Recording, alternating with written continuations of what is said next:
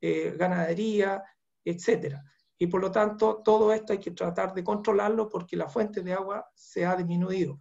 No solamente la contaminación difusa, ni controlar, medir el río, sino que también nuestro afluente, la columna de agua que está sobre un sedimento, y ese sedimento puede entregar a la columna de agua ante cambios ambientales, por ejemplo, sales en consideración. Entonces estos estudios se han estado haciendo, y tienen que hacerse para saber el grado de vulnerabilidad y cómo nosotros podemos resguardar nuestras cuencas. Bueno, existen varios modelos, uno de ellos es el manejo integrado de cuencas o gestión global del agua, como le han llamado los franceses, y hoy día es parte importante del manejo en Europa, que tiene varias definiciones desde las técnicas científicas, sociales y hasta en política, dice, porque aquí hay que tomar decisiones de forma descentralizada. ¿Cuál es el objetivo? Evaluar, mantener el equilibrio ecológico o natural de los ecosistemas acuáticos. ¿Por qué? Porque ese equilibrio es un indicador previo antes que no haga un efecto mayor que nosotros no lo podamos revertir. En Chile se ha iniciado el proceso de normas secundarias de calidad de agua después de lo que nos dijo la OECD el 2005, pero todavía estamos en ese proceso, son muchas cuencas como ustedes vieron, y lo que busca es preservar el equilibrio natural de los ecosistemas acuáticos, es decir, con un componente ambiental muy desarrollado. ¿Y qué significa eso? Que hay que estudiar, en la cuenca la determinan los márgenes naturales, y hay que ver ahí dentro cuáles son las subcuencas o microcuencas con sus condiciones particulares, qué sistemas productivos tienen, cuáles son más vulnerables, y dónde se ubica un punto de control entonces para hacer ese seguimiento.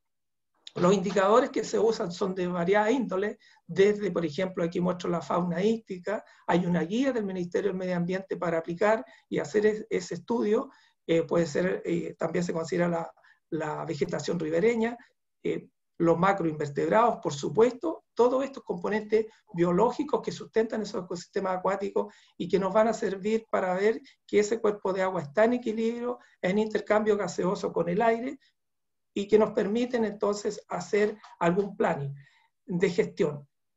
Todos los países partieron, incluso los europeos, con una visión sectorial, y la idea de los expertos es ir avanzando hacia una gestión integrada. Nosotros partimos hace como 15 años, y yo diría que estamos todavía pegados al límite del primer cuadrito. Bueno, la idea es tener la decisión y ir hacia allá. ¿Y qué es lo que es esto? Esto es una fotografía que se usó en Perú, dice ahí, pero con esta idea de la cuenca. Esto partió hace más de 100 años en un estado en Estados Unidos, donde dejó de drenar el agua en una cuenca, y era porque la forestación que había en la parte alta había sido arrasada. Es decir, este es el ideal de saber dónde no tiene complicación cada sistema productivo, ya sea natural, como bosque, población, industria, etc. Fruticultura, como nosotros tenemos mucha y recorre todo el mundo, que es lo que necesitamos sostener. Aquí solamente un estado de casos nuestro, a la macrozona norte. Este es el equipo que medía cobre, lo instalamos en el río, y también los datos históricos que tiene de medición del río la DGA por ley. Y obviamente una vez que se instala un embalse, por ejemplo, montado sobre el río, inmediatamente el cobre va a bajar porque son metales de tipo pesado que van a precisar se van a acumular dentro del embalse, que también hay que estudiar. Aquí está, por ejemplo, los sulfatos, que yo sé que no alcanzan a ver el detalle, pero lo que quiero explicar es que una vez que en el último tiempo, últimos 20 años, estos aumentan, y este es un componente de la salinidad de las aguas. Aquí un caso, este es el río Elqui, aquí está La Serena con sus costas, el mar muy, muy bonito todo el verano, y tenemos un área importante de agricultura, cultivos, de 8.000 hectáreas más o menos aquí, que riegan del río a través de este canal, que lleva unos 3.000 litros por segundo, pero que todo este sector agrícola riega en forma directa más o menos la mitad, por decirlo de una forma, y el otro sector queda sin posibilidad de riego de canal, y entonces usa el acuífero, y este sector también usa el acuífero. ¿Qué ha ocurrido allí? Bueno, que si ustedes ven este sector que está acá, que no tiene posibilidades de estar con acceso al agua de riego de canal, bueno, se concentran las sales, y aquí está, por ejemplo, los cloruros, muy por sobre la normativa de riego que nosotros tenemos, que es muy similar a la normativa de riego de la FAO, y también de agua potable. Entonces ahí hay una salinización del acuífero, que es por falta de recarga, pero también por condiciones geológicas que están ahí. Y cuando nosotros hicimos un análisis de el nivel freático de ese sector, en 10 años, desde 2008 a 2017, bueno, bajó unos 20 metros el nivel de ese acuífero. Entonces, eso no tiene otra consecuencia de que lo que hablábamos de las sales disueltas aumente por menor volumen. Y la normativa chilena 1333 dice que un cultivo no va a tener mayores problemas cuando esa salinidad es menor que 750 o 0,75.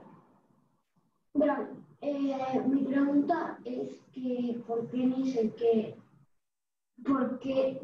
hay que hacer esto? Porque... Perdón, en condiciones de tiempo, por favor, usar para las preguntas del chat. Gracias.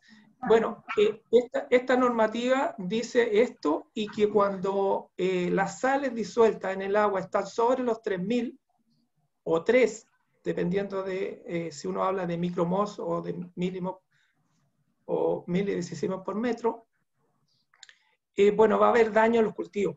¿Y qué ocurre en este sector que recién les colocaba de ejemplo? Bueno, tenemos 5.400, 4.200, muy por sobre lo que toleran muchos de los cultivos, y entonces los cultivos que se tienen que ir ajustando son los más tolerantes. Por ejemplo, todo esto es olivos, y después van apareciendo crucíferas, y los que se hacían antaño se van corriendo. Y los agricultores tienen que ir ajustando hasta llegar a un punto que a lo mejor ya no es competitivo producir. Bueno, nosotros instalamos una tecnología 5 minutos, Francisco, por favor. ¿Perdón? Tienes 5 minutos, Francisco. Muchas gracias. Termino en 5 minutos, exacto. Con una tecnología francesa estudiamos el perfil salino del acuífero, donde lo que vamos a encontrar composición van a ser los bicarbonatos, cloruro, sulfato, nitrato, calcio, magnesio y sodio, principalmente. ¿Y qué encontramos allí? Que había una disposición del acuífero en diferentes capas salinas, donde al metro 80, 70 y 80 más o menos, el agua era con una conductividad muy alta. Y más abajo había más agua más dulce, y más arriba también, y eso coincidió con la profundidad que tenían diferentes bombas en ese sector agrícola. Bueno, ¿qué efectos tiene la salinidad en los cultivos? Primero que nada, hay un deterioro de la vegetación, del follaje que hace la fotosíntesis, de la calidad de los productos, desbalances nutricionales, problemas en el suelo, pierde la estructura por exceso de sodio principalmente, y eso significa que pierde la estructura, no infiltra bien, no hay buena acumulación en el suelo. Con todo el problema que ya hemos visto de déficit, se agrava aún más. Por ejemplo, eso significa que los cultivos pierden rendimiento, y un pequeño ejercicio esto es de 3.700 de conductividad en la provincia de Copiapó, al norte de Coquimbo. Bueno, para poder lograr con esa salinidad un 100% había que aplicar alrededor de un 70% más de agua para hacer lixiviado. Y con un 14-15% uno llega al 50% del rendimiento. Si uno ve eso con otra especie, por ejemplo tomate, la misma salinidad de 3.700, bueno, con un 40% más de agua llega al 100%. ¿Qué quiero decir con esto? Que no todos los cultivos tienen la misma tolerancia o sensibilidad a las sales, y hay que ir viendo. Pero al final, esa agua que es salina versus una agua normal, o menos de 750 de conductividad, bueno, va a perjudicar la competitividad del agricultor y su negocio. Hay muchos dispositivos hoy día tecnológicos que nos permiten calcular cuánta es la cantidad de agua extra para lavar esa sal en profundidad y mantener la zona de raíces en condiciones para que el cultivo no se vea afectado. Y eso se considera desde el inicio del periodo, con la lluvia y con el riego. Hay muchos dispositivos, como señalaba, eso se puede hacer. No voy a entrar en detalle para alcanzar a terminar. Bueno, en la región de Coquimbo, en el mismo sector, en este momento se está trabajando con conocimiento de países europeos, y nuestros también con la universidad para analizar la posibilidad de hacer recarga de estos acuíferos que están complicados tanto en volumen como en salinidad. Pero también decir en la parte ambiental que todos los acuíferos y como todos los cuerpos de agua, y si son naturales, tienen vida, están vivos, hay que estudiarlos, no es cosa de llegar y incorporar agua. Hay otras iniciativas en Chile muy interesantes, que es, por ejemplo, agua no de mar en el aspecto de salinización, sino que de río, como ocurre en el norte de Chile, para abatir esas sales, también arsénico y boro, que nos complican. Acá en la región, desde Atacama a Valparaíso, hay un consorcio hoy día que está trabajando, lo dirige la Universidad de La Serena, para ver estas mismas temáticas, y se ve con bastante importancia hacer esos trabajos que considera modelamiento, predicción de caudales, recarga artificial, y también lo que nos está entregando en forma natural la cordillera, que va en disminución. Lo importante es no perder esta visión de cuenca, porque se ha visto que es más prometedor para poder hacer esa conservación de los cuerpos de agua para nuestros usos. Y como el uso es la agricultura, bueno, lo que se requiere es que las organizaciones, los usuarios, estén organizados y puedan armar planning de 5, 10, 15 años para la conservación, sin perder de vista el seguimiento. Esta es la parte alta del río Huasco en la región de Atacama, el río Choapa al sur de nuestra región, donde hay agua, viene de la cordillera, pero estaría en disminución. Aquí solamente una fotografía de la cuenca del Elqui, donde estamos haciendo este estudio para levantar las normas secundarias de calidad de agua que nos ayudan a preservar el recurso para la agricultura dentro del marco que yo he presentado hoy día. Muchas gracias por su atención. Hernán. Muchísimas gracias a Francisco por una muy clara presentación, hablando de demanda y calidad de agua. Yo creo que Francisco es un especialista que podrá dar respuesta a muchos de los temas técnicos que surjan inquietudes. Yo creo que resaltó bastante el tema de conductividad eléctrica, y estamos hablando de agua dulce, no estamos hablando de agua ya que ha sido desalinizada, sino agua principalmente superficial o de acuíferos. Así que creo que el mensaje es el del manejo de cuencas hídricas, del manejo sustentable, el diálogo entre los actores que usan el agua.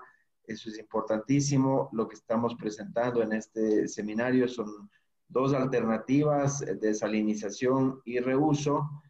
A continuación vamos a tener dos experiencias, la una a cargo de Ivo Radic, que nos va a hablar de desalinización y reuso de agua como alternativas factibles para agricultura en Latinoamérica, y luego estará Romelia Sousa hablando sobre la experiencia del programa Agua Dulce en el Brasil.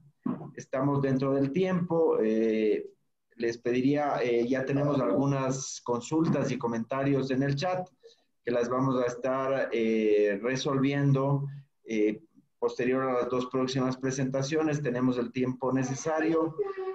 Repito que estamos en Facebook Live, y también pasaremos los emails de los presentadores para, si tienen inquietudes puntuales o un diálogo con más tiempo. Así que a continuación me permito presentar al señor Ivo Radic. Ivo es el representante para Chile de la Asociación Latinoamericana de Desalación y Reuso.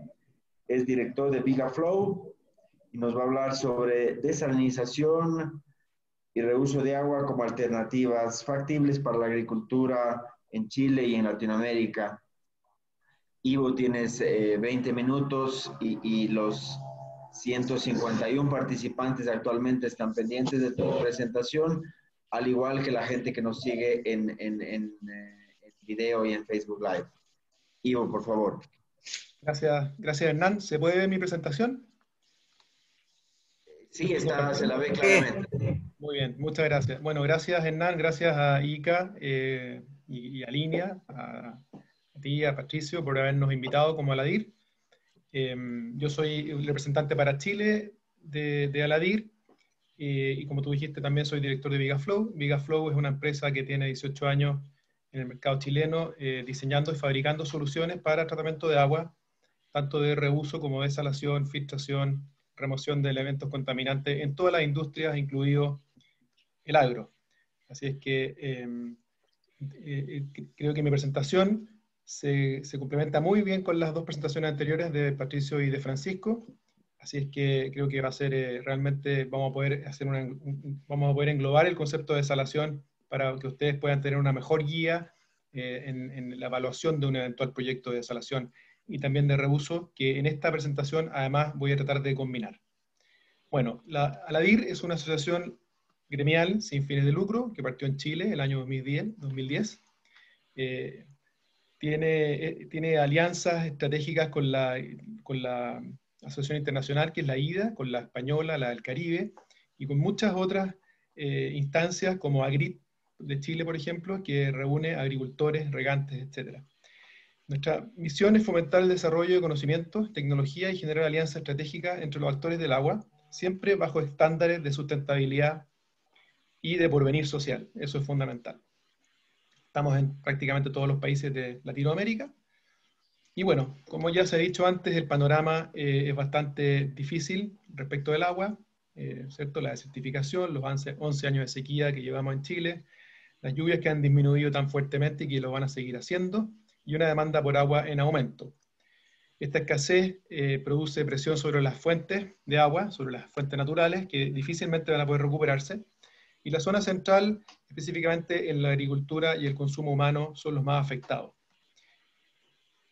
Si consideramos que en el mundo el consumo del agua principalmente está dado por la agricultura, en un 70%, esa situación es más dramática aún en Chile, donde alcanza el 88%. O sea, es por lejos el sector que más consume agua y por lo tanto donde cualquier ahorro que se haga va a beneficiarla a ella y también al resto. Bueno, y ante este panorama, ¿podemos considerar la desalación y el reuso como un aporte a la solución? Nosotros, por supuesto, creemos que sí, y vamos a revisar cada una de estas dos alternativas. La desalinización o desalación, que es lo mismo, se divide en dos: la desalación de agua de mar y la desalación de agua continental, que son las aguas salobres. En general, cuando hablamos de desalación, hablamos de agua de mar, ¿eh? Por eso es muy importante hacer la distinción. En este caso, en agua de mar, hay más de 20.000 plantas instaladas, perdón, en total hay más de 20.000 plantas instaladas, siendo un 60% más o menos de agua de mar y un 40% de agua salobre. Estas producen alrededor de 1.157 metros por segundo, metros cúbicos por segundo de agua. Y están concentradas principalmente en los países del Medio Oriente, en el norte de África, en Europa, y Latinoamérica representa con el Caribe solo un 6%, que está principalmente concentrado en el Caribe, en los resorts y ese tipo de instalaciones, y en Chile, en la minería. Es ahí donde principalmente se ha desarrollado la desalación. En México, bastante también, en el último tiempo. Hay riego también en México. Y respecto al uso directo, es decir, el primer uso que se le da al agua desalada, aquí de mar estamos hablando, es principalmente agua potable, es decir, agua para población en grandes ciudades, agua industrial y un pequeño porcentaje de un 2% agua directamente desalada del mar para riego. La desalación se puede hacer de dos maneras: la térmica y la de osmosis inversa. La térmica es como la más antigua, digamos, que tenía unos altos consumos de energía, y por eso se ha ido trasladando a la osmosis inversa, que también partió con un consumo de energía bastante alto, de unos 10 kWh por metro cúbico, y en la actualidad está en torno a 3,5 kWh por metro cúbico, considerando el consumo total de la planta. Como la osmosis inversa es mucho más eficiente, ha ido quedando atrás la desalación térmica, que es por condensación principalmente, evaporación condensación, y en Chile, al igual que en el mundo, más de 2/3 de las plantas desaladoras que existen son de osmosis, y las nuevas son prácticamente todas por osmosis inversa. Como esta es la tecnología que domina y va a seguir dominando por mucho tiempo más, debemos analizarla un poco más en profundo. Yo les voy a tratar de entregar algunos datos básicos de diseño, porque es muy importante diferenciar una osmosis inversa de otra. En general, y volviendo al tema del agua de mar y el agua continental, se puede desalar cualquier tipo de agua. Y dependiendo de la salinidad o los sólidos totales disueltos que existan en esa agua, el nivel de energía que voy a necesitar para levantar la presión necesaria para producir la osmosis inversa es distinto. Entonces, en un agua potable, menos de 1500 partes por millón, necesito menos de medio kilowatt hora por metro cúbico. Entre medio el agua salobre, que la podríamos definir entre el agua potable y unos 15.000 partes por millón, o 20.000 quizás. Estoy hablando de entre medio kilowatt y 2 kilowatt hora por metro cúbico, y cuando es agua de mar, estamos hablando de sobre 2 kilowatt hora por metro cúbico. Mencionó muy bien ahí Patricio que tenemos menos salinidad en Chile. Efectivamente, el promedio del agua de mar en el mundo es 35.000 partes por millón, y en Chile tenemos zonas de en torno a 32, 33, 34.000 partes por millón. Lo que sí, tenemos una temperatura más baja que hace que la presión necesaria aumente. Pero en fin, si yo meto en una membrana 35.000 partes por millón, voy a obtener un permeado o un producto de en torno a 400, 700 partes por millón. Eso se puede manejar con distintas membranas, obteniendo aguas incluso bajo 400 partes por millón, o obteniendo aguas cercanas a 1000 partes por millón. Va a depender de la calidad de agua que necesito y de cada uno de los iones o cationes que tenga esa agua y que voy a necesitar después para regar, por ejemplo. Algunos tips básicos de diseño. Bueno, la recuperación baja a medida que la salinidad es más alta, y por eso en las plantas que se abastecen con agua de mar no se logra más de un 40-50% de recuperación. Es decir, obtengo la mitad como producto y la otra mitad como concentrado. En el caso del agua salobre, en una planta mediana hacia arriba, voy a obtener recuperaciones entre 50% y 85% o incluso más, lo cual hace que concentre 5 o 6 veces el concentrado, o sea, la alimentación respecto al concentrado.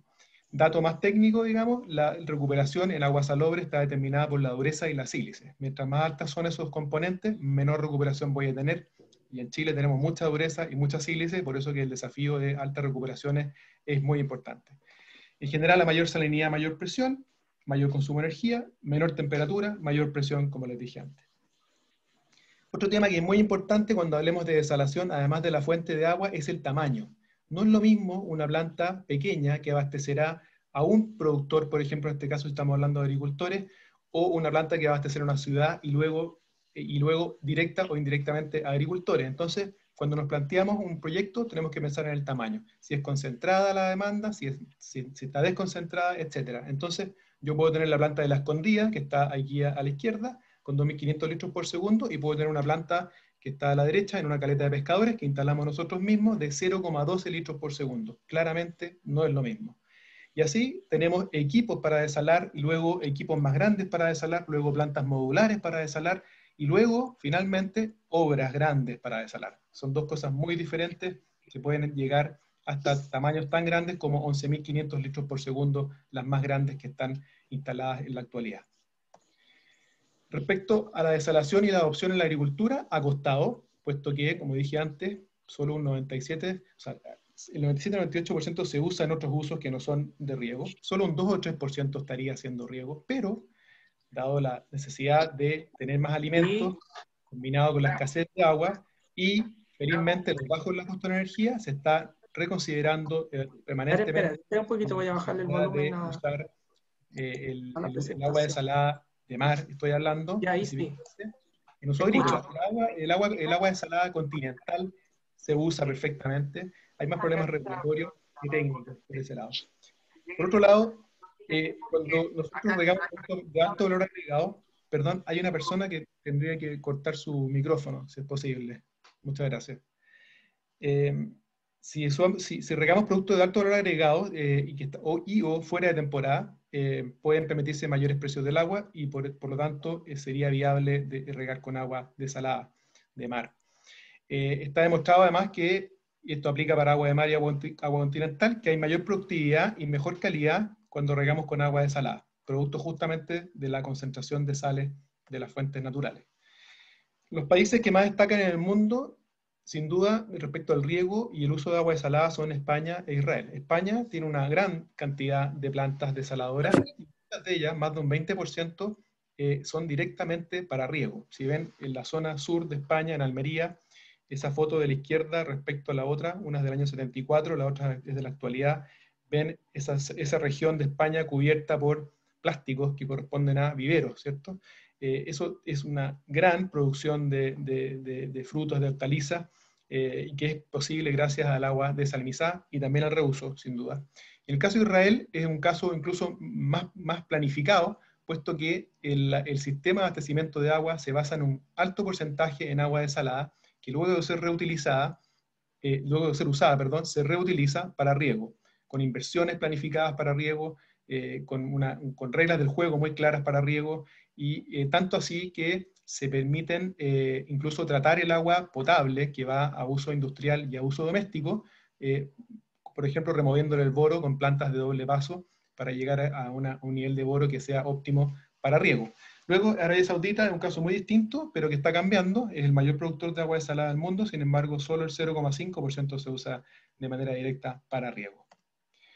Costos de agua desalada, este es un típico tema que siempre me preguntan, y la verdad es que no se puede hablar de una sola tarifa o un solo costo proyectado de agua. Va a depender, sin duda, de dónde estemos ubicados, de cuáles son los costos de energía de ese lugar, de cómo fue el proyecto, si es un proyecto pequeño, si es mediano, si es grande, si la toma de agua fue difícil, fue fácil, si los permisos fueron cortos o largos. Entonces, no es tan fácil hablar de un costo estándar. Podemos decir que una planta muy grande en Medio Oriente y en México pueden tener costos muy distintos. La de Medio Oriente, $0,5 el metro cúbico, y la de México casi 90, perdón, $0,5 y la otra casi 90 centavos, perdón, para un proyecto grande. Entonces, luego, por ejemplo, una planta pequeña en Chile o en México puede tener un costo de $1,5 y sin embargo en el Caribe puede costar 3 porque el costo de la energía es muy alto. Entonces, podríamos hablar de un rango razonable cuando tengamos que hacer una evaluación entre $0,5 y $1,5 el metro cúbico, pensando que eso es agua puesta a boca de playa, muy cerca de la costa. Por lo tanto, no considera los costos de transporte del agua desalada si el consumo fuese lejano, tanto que habría que transportar la distancia y, por supuesto, vencer la altura. Si vemos proyectos grandes de desalación, y aquí me voy a la versión de concentrado, es decir, grandes plantas que abastecen grandes extensiones y grandes cantidades de usuarios, los promedios de plantas grandes de precio, es decir, precio, o sea, es costo más margen, y contratos de largo plazo, pues están en torno a, en este caso, este ejemplo, 63 centavos de dólar el metro cúbico. Si consideramos teóricamente que el costo del agua es 10 centavos el metro cúbico, el agua de fuente natural, es decir, el agua al que estamos acostumbrados para asignarle un costo, podríamos ver cómo se incrementa, según la huella hídrica de cada tipo de cultivo, el costo respecto a usar un agua más cara. Y así vemos, como por ejemplo, en el caso del tomate, aumentaría en torno a un 2% el costo, y en el caso del arroz aumentaría un 20%. Entonces, muy a grosso modo, uno podría decir que conviene regar tomates con agua desalada, sin embargo no conviene hacerlo para el arroz. Para poder materializar un poco más estos ejemplos, nos permiten ver que sí hay casos de, por ejemplo, en este de México, Berrimex, es un caso de reuso, o sea, perdón, de uso directo de agua de mar desalada para riego. En la región de San Quintín, en México, donde se redujo en un 72% producto del agua la superficie destinada a agricultura de 28.000 a 7.900 hectáreas, se instaló una planta con una capacidad inicial de 225 litros por segundo, que aumentaría a 338. Tiene un sistema además de captación y devolución de agua muy eficiente a través de pozos playeros, que permiten una muy buena dilución del concentrado al volver al mar. Se proyecta que sea alimentada en el futuro con 100% de energía solar, ya tiene alimentación parcial de energía solar, y se pretende también que genere unos 2.800 empleos agrícolas solo esta planta. Así está la planta emplazada. En la parte amarilla, la línea amarilla es la captación en pozos costeros, pozos playeros, luego la línea azul es la planta y el reservorio de agua, y la línea roja es la devolución de concentrado también a través de pozos de infiltración. Un ejemplo en Chile, Aguascap. Esta es una planta que se hizo originalmente para abastecer un proyecto minero. Sin embargo, en su diseño se consideró después poder abastecer otros usos. Se hizo un swap con una minera que, además de alimentar a esa minera, abastece a agricultores con 120 litros por segundo en la zona de Malpaso, Copiapó, y también abastece con 50 litros por segundo a la zona a la ciudad de Caldera. Entonces esta sería una desaladora de agua de mar multipropósito. Aquí pueden ver las redes de distribución de agua de la planta, y por lo tanto, lo que pasa cuando es multipropósito, el beneficio es que los usuarios que están dispuestos a pagar más, de alguna manera financian a los que no pueden permitirse pagar un precio alto. En este caso, esta planta redujo el consumo de agua fresca del Valle de Copiapó en 400 litros por segundo.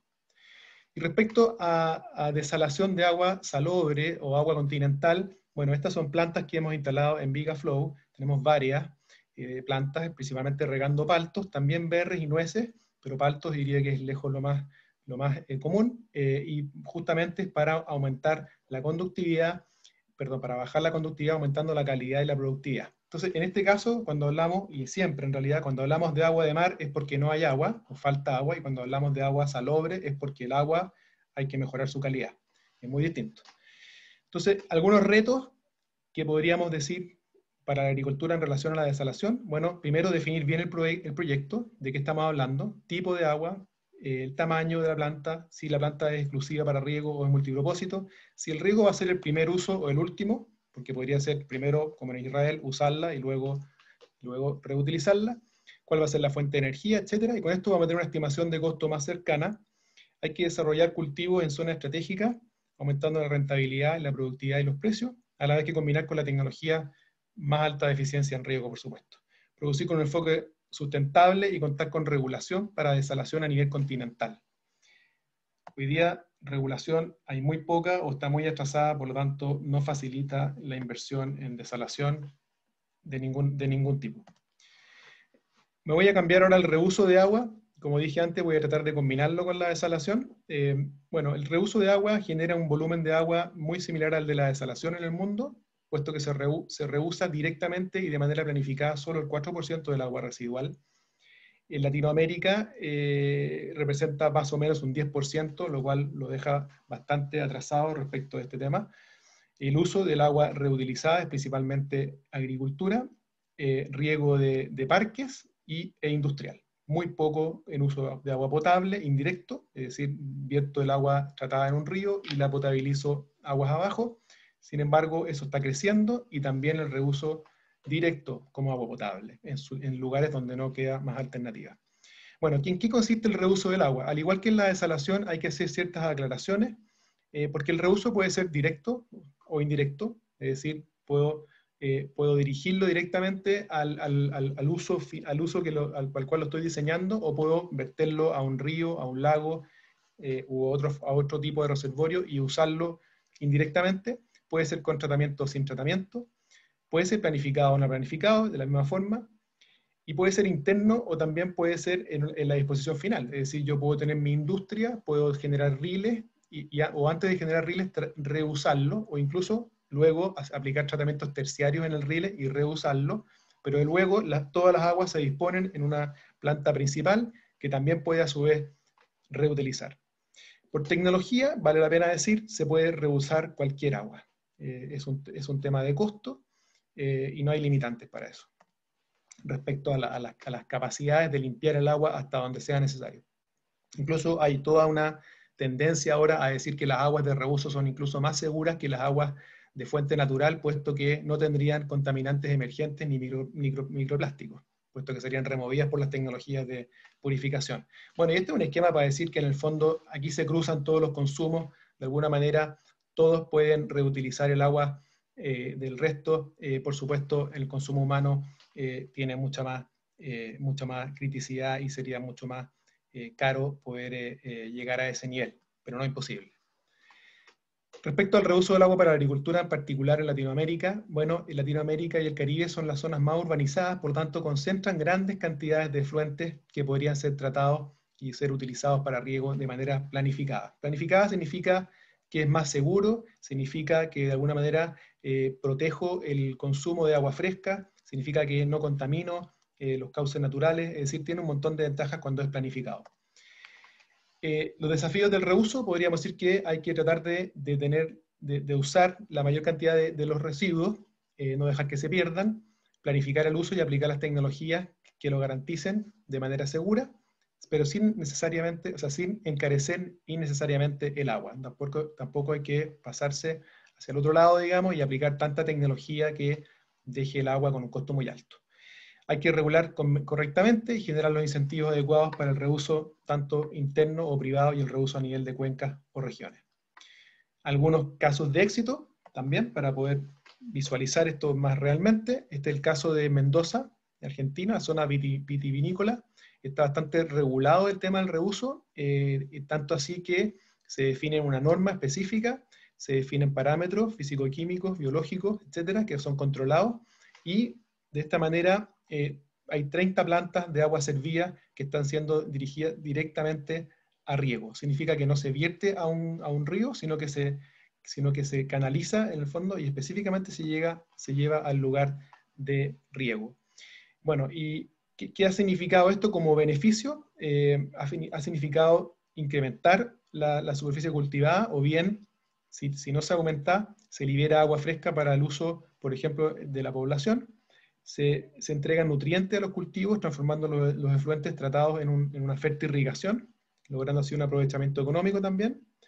Se evita la contaminación de cauces superficiales frente a fallas, por ejemplo, en plantas de agua servida, puesto que no vierten a un río, sino que vierten a un canal que va directo a riego, y posibilita un tratamiento adicional del efluente en el suelo, permitiendo recargar acuíferos sin afectar su calidad. La calidad del agua de reuso, sobre todo agua servida, es muy buena. Piensen que antes fue agua potable, por lo tanto sacarle materia orgánica y a veces algo de salinidad la convierte en un agua de bajo costo de tratamiento y de muy buena calidad.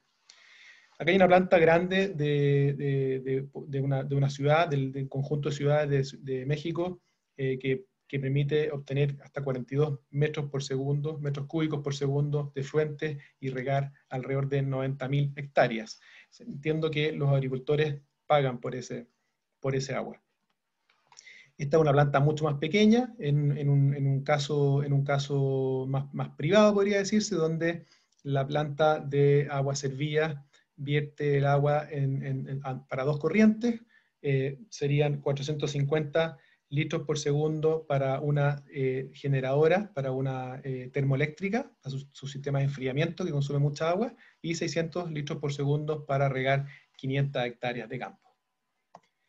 Luego, en Perú, en la zona de Arequipa, está esta planta bastante grande que recolecta prácticamente toda el agua de Arequipa y otros poblados aledaños, y juntando estos 1.8 metros cúbicos por segundo abastece a la minera Cerro Verde en 1 metro cúbico por segundo y el resto 0.8 metros cúbicos por segundo a riego.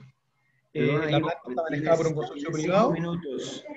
Muchas gracias. Y es importante señalar que se eligió el reuso antes que la desalación para esta mina por la ubicación principalmente, evitando así tener que vencer 2.600 metros de altura y recorrer 100 kilómetros.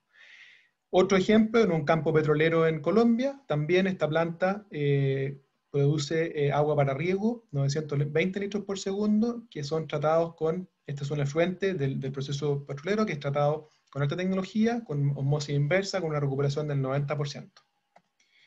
Bueno, tratando de combinar ambas cosas, como dice Juan Miguel Pinto, que es el presidente de la DIR, el agua más costosa es el agua que no se tiene, y eso es muy cierto. Entonces, cuando no queda alternativa, tenemos que desalinizar, que va a ser principalmente usado para industria y para agua potable, ¿cierto? Pero si logramos reutilizar esa agua luego de haber sido usada en la industria y en la municipalidad o en la agua potable, voy a poder tener toda esa agua también para riego. Por lo tanto, el modelo virtuoso debería ser combinar ambas cosas y siempre reusar antes que desalar cuando hay agua para reuso, puesto que es mucho más económico, está más cerca y es más barato de tratar. Y como dije antes, la solución sería integrar ambas cosas, como en el ejemplo de Israel. Conclusiones generales de la presentación. Bueno, la demanda de agua altísima que presenta el sector agrícola no va a poder ser cubierta gracias al cambio climático y la desertificación, y por lo tanto es vital contar con nuevas fuentes de agua.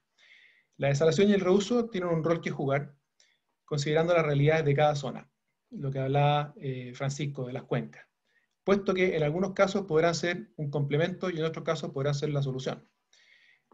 La desalación multipropósito, es decir, varios usuarios, puede bajar los costos de la fracción o la porción de agua que se va a destinar a riego.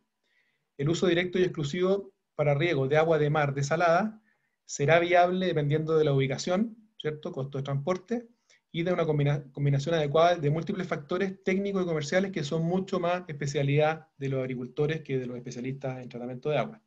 El uso directo y exclusivo para riego con agua continental desalada es absolutamente viable. El reuso para riego de agua de origen desalada o de fuente natural, como también decía en su presentación Patricio, que tiende a ser todo asintótico, al final los costos tienden a alinearse por los modelos de generación de tarifas principalmente, es demostradamente viable. Es más un asunto de tarificación y de traspaso de eventuales costos adicionales que el reuso pueda requerir. Y expandir el alcance y los beneficios del reuso del agua y la desalinización depende en gran medida del desarrollo de legislaciones y normativas claras con incentivos para llevar a cabo los proyectos. Hoy día no contamos con legislaciones claras, no contamos con incentivos para hacer proyectos de este tipo. Existen además fuertes patrones socioculturales y educativos que limitan el alcance de ambas cosas, porque es difícil reusar y es difícil imaginar también usar agua de mar. Por lo tanto, la herramienta es muy valiosa para garantizar el acceso al agua en todos los usos del agua que tiene. Los quiero aprovechar de dejar invitados a un seminario que vamos a hacer como ALADIR el 18 y 19 de noviembre, justamente tratando de abordar los temas de políticas públicas para garantizar el acceso al agua, específicamente hablando de desalación y reuso para Chile. Así es que muchísimas gracias, estaré encantado de recibir las preguntas que puedan tener. Muchísimas gracias, Ivo, por una excelente y muy técnica presentación que habla desde la experiencia de como sector privado en desalación y reuso. Creo que con tu presentación algunas de las dudas, inquietudes, preguntas que se estaban haciendo a la interna por el chat fueron resueltas, pero de todas formas las vamos a plantear. La principal inquietud era el tema del precio del metro cúbico de agua desalinizada o desalada, que más o menos queda entre 50 centavos y $1.50, más o menos $1 por metro cúbico es un número fácil de memorizar, pero vemos que el tema de reuso es un tema súper importante y ha usado en todo el mundo. California es un grande usuario de reuso para agua potable y para producción. El Brasil mismo, hay ejemplos en Chile, ejemplos en el mundo de estas tecnologías que cada vez están más baratas, cada vez están más disponibles, cada vez son más fáciles de acceder. La energía también a costos más baratos, así que muchas oportunidades para continuar produciendo de manera sustentable. Yo creo que el futuro para la gente que hace agricultura, que hace producción sustentable, es cada vez más esperanzador. Así que creo que estamos en buen camino. La próxima presentación está a cargo de Romelia Sousa, del ICA Brasil. Romelia nos va a compartir un poco la experiencia como ICA de apoyar un proyecto que beneficia a 200,000 agricultores familiares en agua para consumo y para producción. Aquí interviene el Ministerio de Desenvolvimiento Regional junto al ICA Brasil. Así que Romelia nos va a hablar en portuñol, así que va a hablar de vagarcinho. Romelia, por favor, tienes la palabra. Buenos días a todos. Agradezco la invitación, agradezco también a las presentaciones porque he aprendido muchísimo sobre Chile y todo el proceso que ha liderado ALADIR. Así que vamos a empezar, ¿no?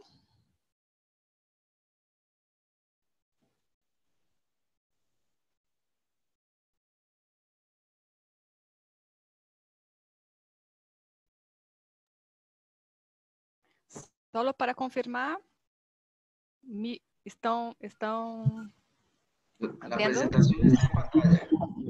Perfecto, muy bien. Bueno, el ICA, yo voy a avanzar un poco, tiene una red constructiva del agua por el tema de la importancia del agua para el instituto y para la agricultura, como eso ya fue presentado varias veces, de la relevancia y de la importancia, ¿no?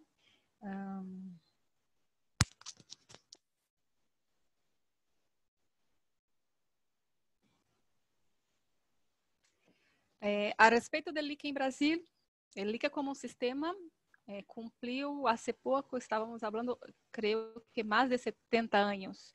Y en Brasil es un poco más reciente, más de 50. Y trabaja con el Ministerio de Agricultura, pero tiene una particularidad. Como el tema agricultura, producción y el tema agua también está como muy pulverizado en varios ministerios y en varias instituciones, los distritos, los estados. El ICA trabaja con los distintos entes de gobierno. Así que tenemos Ministerio de Medio Ambiente, que trabaja con ese tema, Ministerio de Agricultura, Ministerio de Ciudadanía, Ministerio de Desarrollo Regional, como mencionó Beckman, que es donde está el programa que vamos a presentar. Ministerio de Relaciones Exteriores, que hace todo el tema de la regulación de la cooperación internacional. Hay la Agencia Nacional del Agua, que es la agencia reguladora, fiscalizadora del tema y que tiene todo un rol asociado al tema agua. Así que el ICA trabaja con Ministerio de Economía, estados. El ICA trabaja con todos estos entes federativos, como hablamos, y tienen proyectos de cooperación y abordajes dentro del mandato de cada uno de ellos, porque hay distintos mandatos para este tema dentro del país. Bien, como consideraciones muy preliminares, aunque Ivo ya tenga detallado bastante el tema, hay en el mundo mucho trabajo, muchas plantas de desalinización, que claro, toda la parte de África, por el tema de Oriente Medio, Europa está bastante más avanzado, y la parte de América del Sur tiene como un fuerte tema en Chile y Caribe, como mencionó Ivo. No voy a detallar porque Ivo ya ha sido completo en este tema, ¿no? Y bueno, aquí un poco me gustó esta imagen porque trae muy fuerte como se puede mirar, muy fuerte cómo están los países y las inversiones en el tema de desalinización, ¿no? Así que se puede ver cómo el mundo está trabajando, quiénes son los que más utilizan, los que menos utilizan, y así podemos ter una fotografía. Yo voy a compartir un video sobre ahora el tema que trabajamos específicamente en Brasil, que es el programa Agua Dulce, donde el ICA apoya el gobierno brasileño. Es una política pública y el ICA trabaja en apoyo en temas de capacitación, investigación y también en gestión y movilización comunitaria y de las comunidades, ¿sí? Entonces, un minuto.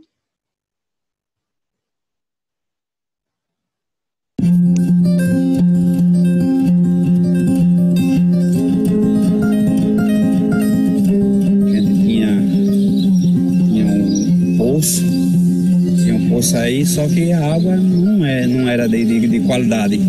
A água, como a gente chama aqui na região, de salobra. Nem se compara assim. A gente já vê um sabor bem melhor.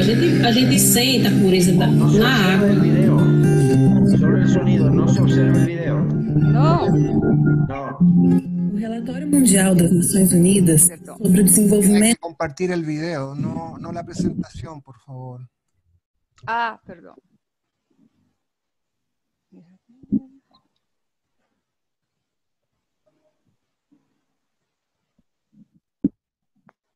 dos recursos hídricos prevê que as reservas de água do mundo podem reduzir 40% até 2000. Deje de compartir, por favor, la pantalla y vuelva a compartir el video.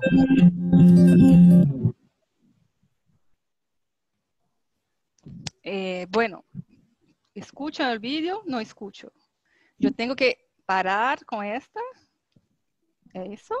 E compartilhar vídeo, sim? Exacto. Então vamos. Porque el video parece que no está ahí, no está en la presentación, está como en otra aplicación. Sí.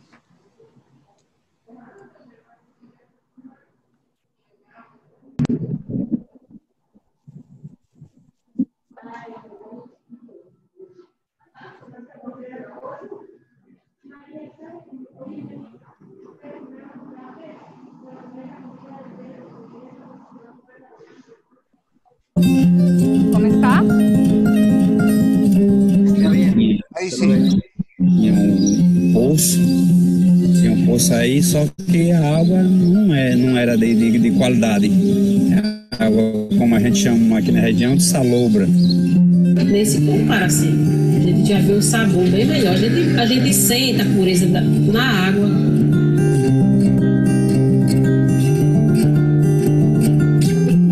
O Relatório Mundial das Nações Unidas sobre o Desenvolvimento dos Recursos Hídricos prevê que as reservas de água do mundo podem reduzir 40% até 2030 e que a demanda por água aumente 50% até 2050. Dispor de água doce é fundamental para a segurança alimentar e para a saúde humana, contribuindo significativamente para melhorias do bem-estar social.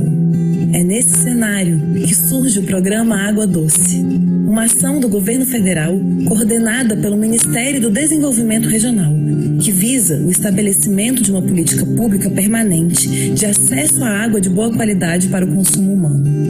O programa incorpora cuidados técnicos, ambientais e sociais na implantação, recuperação e gestão de sistemas de dessalinização, prioritariamente em comunidades rurais, contribuindo para a segurança hídrica no semiárido brasileiro.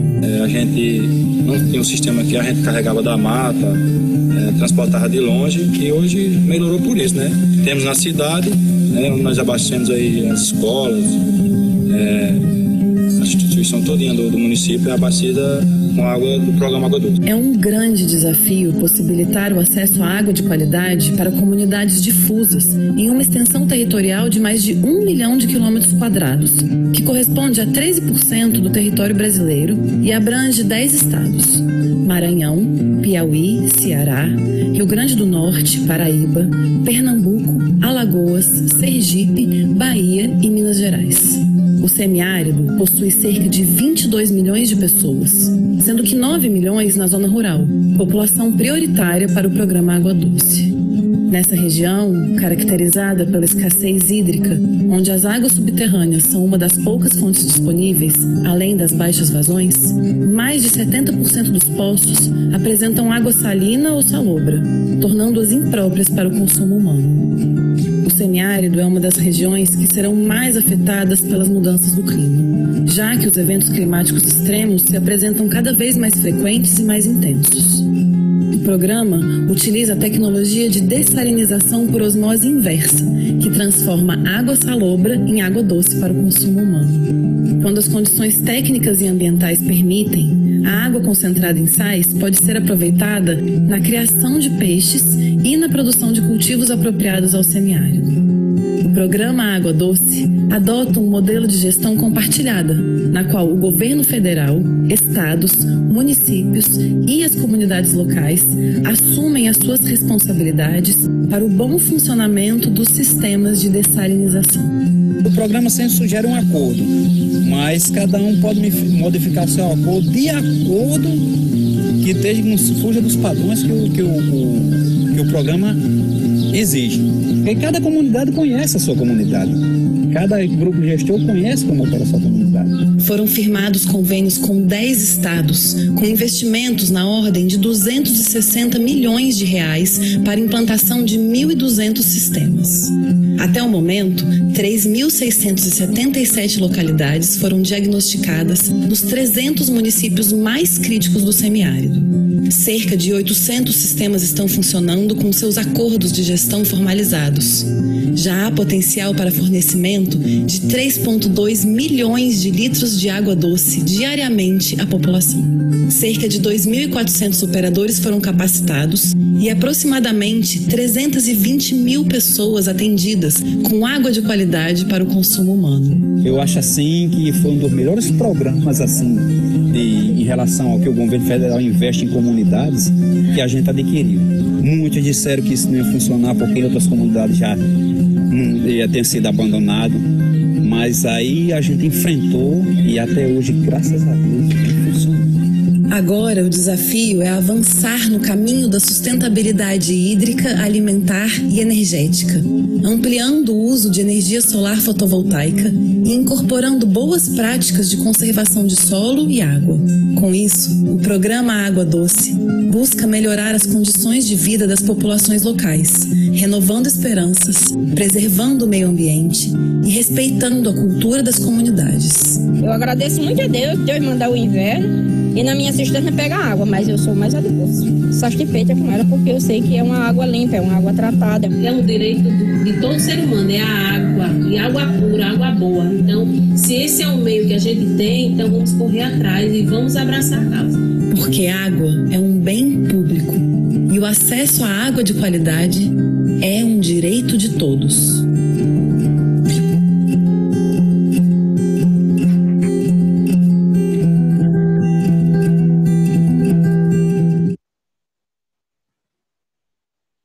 Muy bien. Agora, ¿se escuchó bien? Sí, súper bien. Ah, qué bueno. Ahora yo voy a compartir nuevamente la pantalla. Perdón.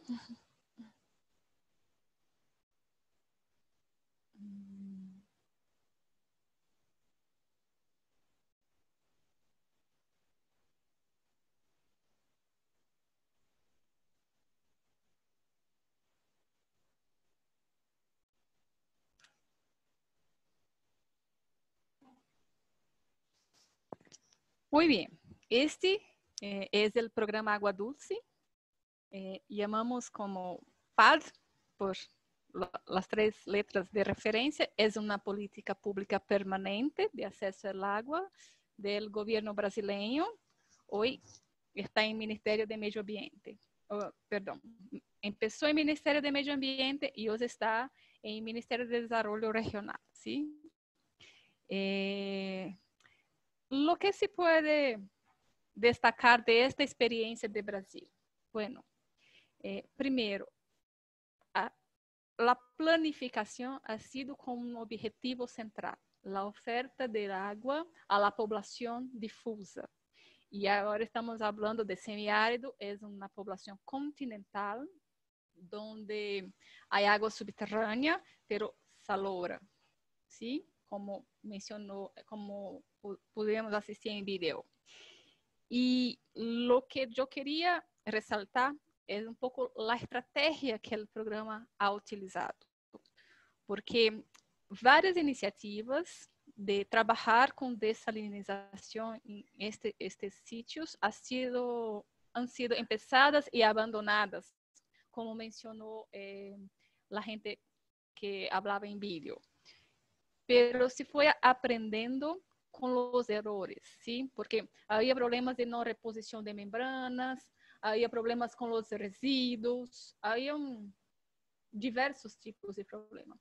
Entonces, el programa trabajó una estrategia de actuación donde, en primer lugar, hubo inversiones importantes en investigación para adaptar la tecnología de desalinización disponible a las necesidades del programa y nacionalizarla.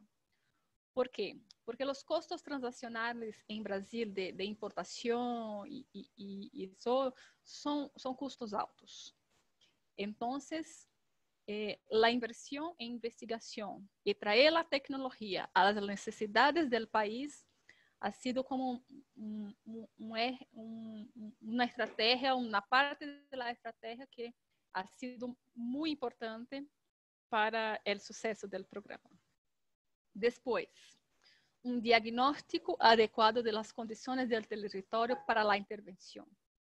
Este trabajo de diagnóstico ha sido pozo por pozo, comunidad por comunidad, para que se instalase los equipos, toda la infraestructura adecuada a la cantidad de agua que el pozo podría vertir y también a las necesidades de la comunidad, porque las comunidades son difusas y no son iguales. Así que se ha trabajado muy fuerte en el tema de diagnóstico antes de bajar a campo, bajar a territorio. Después, el tema de la gestión compartida de los sistemas, con movilización y participación comunitaria. Pequeños mantenimientos, involucrar a la comunidad como parte de la solución es fundamental, porque antes ocurría el abandono de las estructuras y nosotros llamamos de sucateamiento. Toda la inversión se perdía.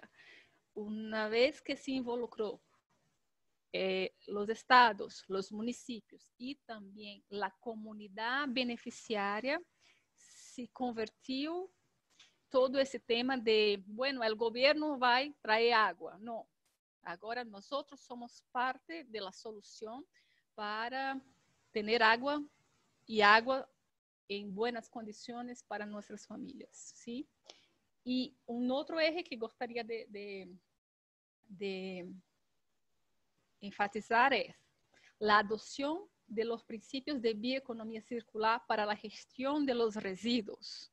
Porque, claro, estamos en continente y el residuo era un problema muy serio.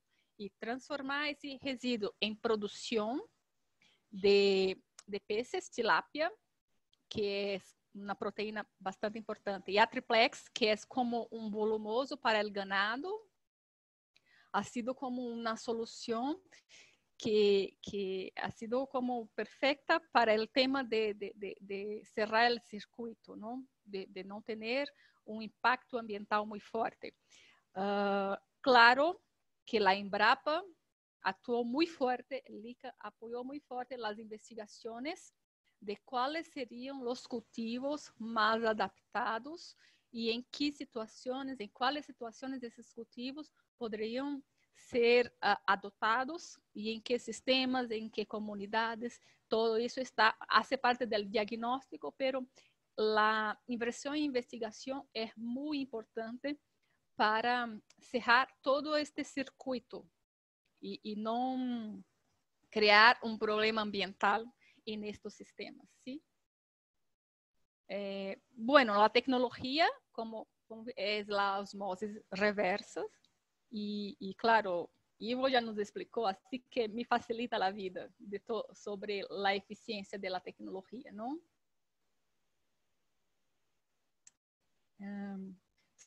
Sobre la experiencia, ese es un sistema completo, donde tenemos la agua bruta, la captación, la agua bruta, el sistema de desalinización, se separa la agua potable del concentrado y la gente puede ir hasta el sistema de recoger la agua potable y toda la parte del concentrado va a ser utilizado en riego, producción de proteína, peces, a triplex, feno y, claro, incluso las investigaciones más recientes dan conta de alimentación y engorda para caprinos y ovinos, que es un destino muy bueno para ese tipo de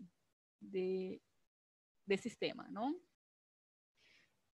Existe acá las especificaciones técnicas necesarias para instalación, caudal de 5.000 litros hora, profundidad del suelo de 1 metro.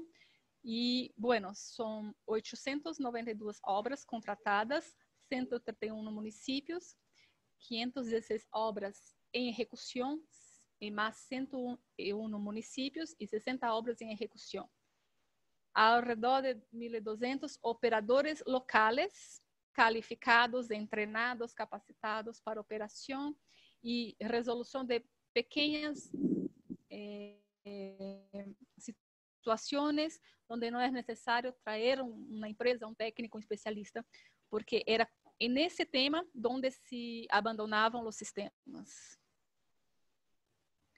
Esas son algunas plantas, las fotografías en la región. Y bueno, acá se detalla un poco más el tema de la gestión compartida de los sistemas, qué tipo de operación son necesarias, cómo se hace la mediación, el diálogo, las negociaciones, incluso conflictos de interés. Claro, agua es un tema de conflicto de interés, así que toda esa parte de mediación y negociación es muy importante en ese tema. Y algunos de los resultados de año de 2018, creo que ahora tenemos resultados más recientes, ¿no? 200 instituciones involucradas, 600 técnicos estaduales y operadores y gestores de sistemas, 209 millones de reales invertidos, 150 sistemas implantados, y la meta final es atender 2.5 millones de personas hasta 2019. Creo que ya está casi en esta meta alcanzada. Bueno, son muchas comunidades, como puede ver, son comunidades difusas, no son comunidades urbanas, conectadas, así que isso es un desafío, un reto adicional para el programa, pero está siendo muy exitoso, ¿no? Y agradezco su atención y su tiempo.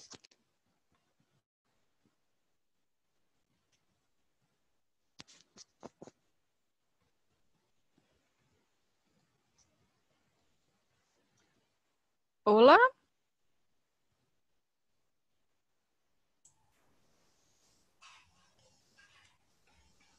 Hola. Muchísimas gracias, Romelia. Muchísimas gracias por la presentación. Yo tuve la suerte de trabajar junto a Romelia en los 5 años anteriores, antes de llegar a Chile este año, y ver en la práctica el programa Agua Dulce es un programa modelo, sobre todo de gestión social, como había manifestado anteriormente, donde se está beneficiando a un grupo y a una población meta que requiere de agua. Se hicieron muchos pozos por el ejército que dieron agua salobre, y esa agua salobre no era una solución. Con el programa Agua Dulce se pudo desalinizar y organizar a esos grupos sociales que ahora están generando bienestar, producción, y sobre todo se están quedando en sus lugares de origen, y no está habiendo ese éxodo tan grande a las principales ciudades, que es uno de los problemas cuando las condiciones rurales no se dan. Yo quiero agradecer a todos los presentadores, a todas las personas. Todavía mantenemos 130 participantes luego de 2 horas de presentación. Eso hace ver la importancia del tema, el interés por el mismo, y voy a transmitir alguna de las consultas a los presentadores.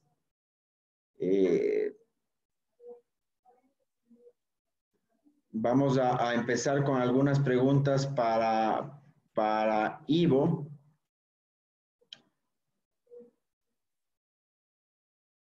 Dice de Rodrigo Camus, dice Ivo. Bueno, ¿por qué medios se indicará la presentación sobre políticas públicas en aguas de reuso en Chile?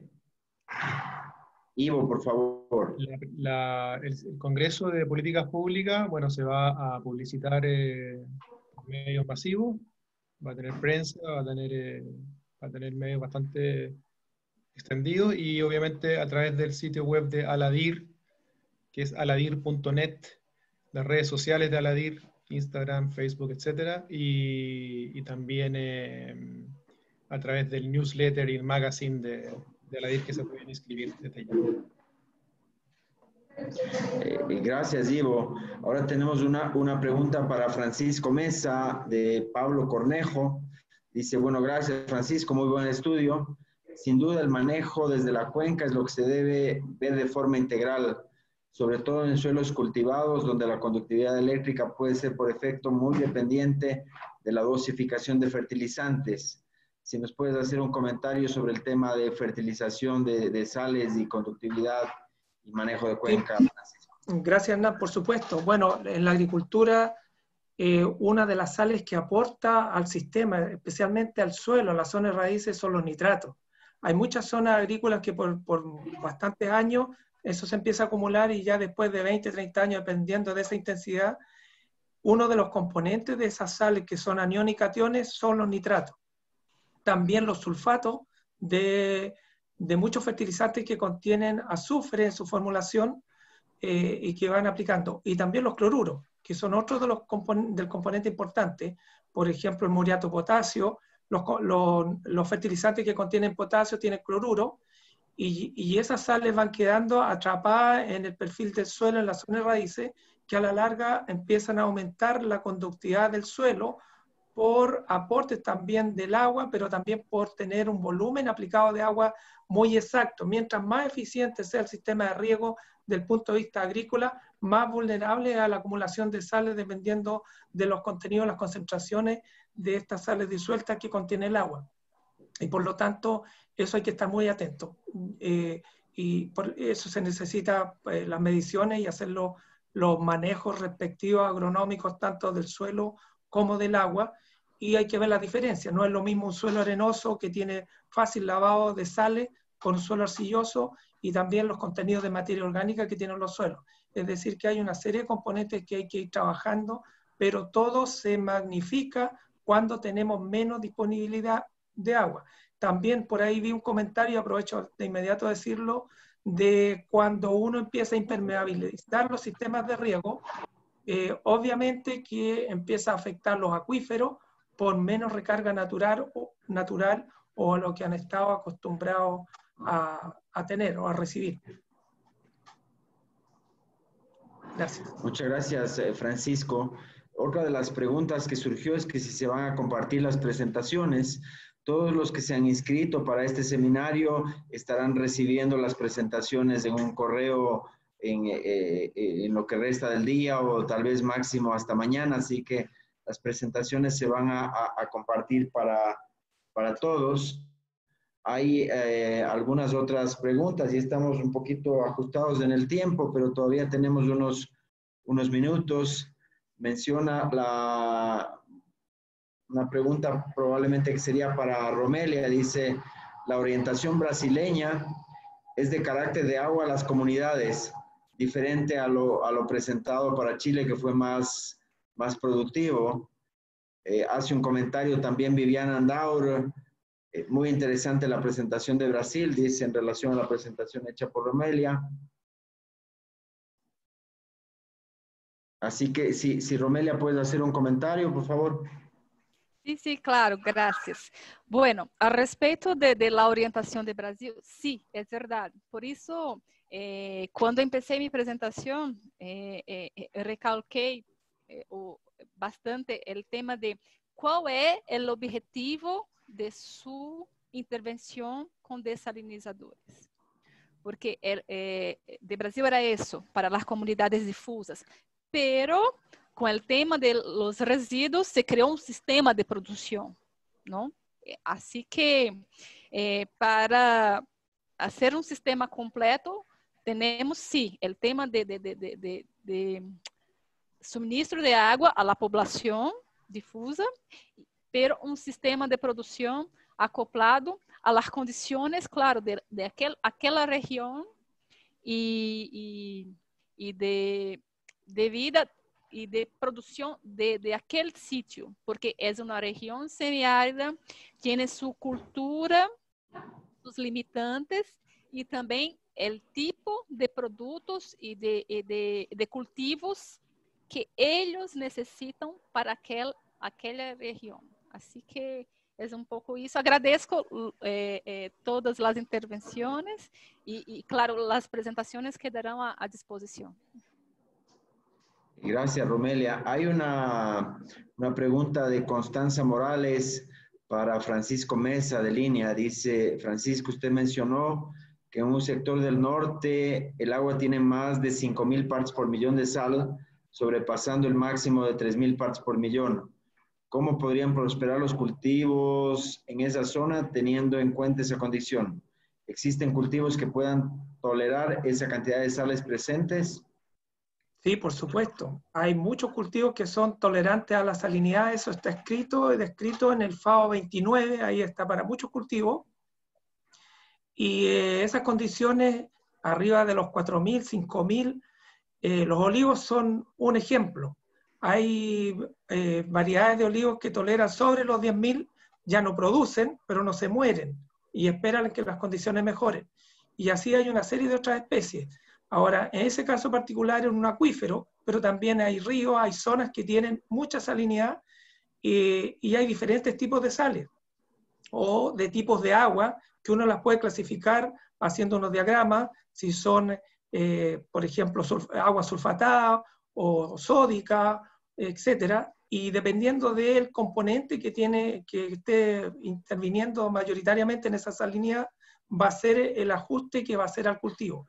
Pero evidentemente arriba de 5.000 ya se complica bastante el panorama, y es por eso que la alternativa de la desalinización o la desalación puede ser en forma complementaria. La osmosis inversa normalmente produce un agua que no es buena para los cultivos porque está muy pura. Toda la célula vegetal necesita sales y la célula animal también, pero cuando se pasa de ciertos márgenes ya empieza a ser una complicación. Entonces la desalación podría ser una muy buena alternativa, que después uno hace la recombinación respectiva para hacer un agua muy buena para una serie de cultivos. Muchas gracias, Francisco. Tengo una consulta final para Patricio Fuenzalida y voy a aprovechar para que Patricio vaya cerrando el evento. Quedan algunas consultas que serán respondidas directamente a sus correos por parte de los panelistas. En honor al tiempo no tenemos más posibilidad, así que le voy a hacer la consulta a Patricio, que viene dirigida de Francisco Corral. Dice, en total acuerdo con la gran oportunidad que nos puede generar la desalinización. ¿Qué opina respecto a los posibles impactos ambientales reportados por estos procesos en la vida marina? Patricio, por favor. De acuerdo, muchas gracias. Bueno, nosotros tenemos una legislación ambiental bastante exigente y todas estas plantas, yo creo que en promedio en Chile se deben demorar, yo diría, unos 4 años. Y durante todo ese proceso están siendo evaluados cada una de sus componentes. Y una de ellas, obviamente, es el impacto ambiental que puede generar esta planta. Pero si miramos esto un poco más holístico, como fue mi presentación, nosotros lo que estamos tratando es cómo enfrentamos una demanda mundial creciente de alimentos, con una oferta cada vez más chica. Porque el crecimiento de las ciudades, por el avance de la certificación, por la diferencia de agua. Y ya sabemos que oferta y demanda se estabiliza por los precios. Pero cuando eso ocurre, los más afectados son los más pobres. Entonces tenemos que enfrentar con tecnología, de hecho, digamos, impacto ambiental existe desde que dejamos de ser cazadores-recolectores, ¿no es cierto? Nos instalamos, hicimos una casa y empezamos a cultivar. ¿Entiendes? El tema es cómo minimizamos ese impacto. Pero no podemos estudiar este impacto mínimo sin poner al otro lado de la balanza los beneficios que genera esto. O sea, la única forma de tener la desertificación, la única forma de generar una mejor ocupación del territorio. Nosotros tenemos más del 40% concentrado en Santiago, ¿no? Se teniendo un territorio de 4.000 kilómetros. ¿Entiendes? Porque no hay actividad económica. ¿Entiendes? Entonces, esos beneficios también tienen que ser considerados en la ecuación. Y bueno, contáis que hay 20.000 plantas en el mundo funcionando. O sea, es un tema que desde el punto de vista ambiental está resuelto en cuanto a la minimización del impacto. ¿Ah? Pero, como decía yo, nuestro principal foco es que cómo este círculo virtuoso, energía, agua, alimento, lo hacemos funcionar en Chile. Muchas gracias, Hernán. Muchísimas gracias, Patricio. A nombre del ICA, yo quisiera agradecer a Línea, yo quisiera agradecer a LADER, yo quisiera agradecer a todos los participantes de diferentes países que nos han acompañado esta semana. Yo creo que se genera un grupo de discusión, de trabajo, producto de este seminario. Vamos a estar conectados, vamos a pasar los emails de los facilitadores para consultas posteriores. Agradezco el respaldo técnico de la oficina ICA, en Claudio, en Alejandro, que han estado detrás de bambalinas haciendo esto posible. Yo quisiera mencionar que sin agua no hay civilización y que la agricultura es importante 3 veces al día. Muchas gracias a todos, que tengan un resto de jornada exitoso. Un abrazo, se cuidan. Gracias, adiós. Chao, chao. Saludos. Gracias, muchas gracias. Saludos a todos. Que estén todos muy bien. Chao, chao. Gracias. Chao. Gracias. Muy bueno todo, gracias. Excelente. Muchas gracias, cuídense. Igualmente.